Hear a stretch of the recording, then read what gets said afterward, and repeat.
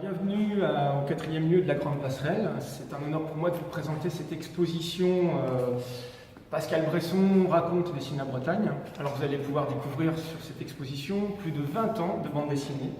Alors c'est quand même assez émouvant parce qu'on va retrouver les aventures d'Entre Terre et Mer, les 3 tomes, les aventures de Jean-Corentin Carré, toute la série jeunesse que j'ai pu faire et surtout en primeur et en exclusivité le Blue Galet de Brest qui sortira en octobre 2016.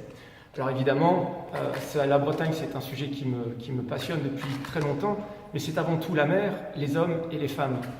Et c'est quelque chose que je vais vous raconter sur cette semaine de cette exposition au quatrième lieu de la Grande Passerelle. Alors je suis très fier d'exposer mon travail à Saint-Malo, ma ville. C'est très symbolique pour moi, c'était important d'exposer dans ma ville. Plus de 25 ans que j'habite à Saint-Malo. Les Malouins et les Malouines vont pouvoir découvrir un petit peu leur patrimoine, leur histoire, l'histoire de leurs arrière-grands-parents, puisqu'on va parler des Terre-Neuva, on va parler des gens de la Terre aussi, puisque ces deux communautés dans les années 20 étaient très importantes. C'était deux communautés aussi difficiles par leur métier, mais c'était deux communautés aussi qui ne s'aimaient pas trop.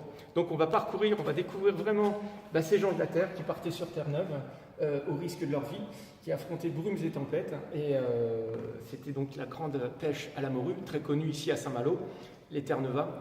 J'ai une grande admiration pour ces gens-là, puisqu'ils ont une histoire, ils ont un passé, et c'est cet ADN que je veux transmettre aux plus jeunes à travers de cette exposition.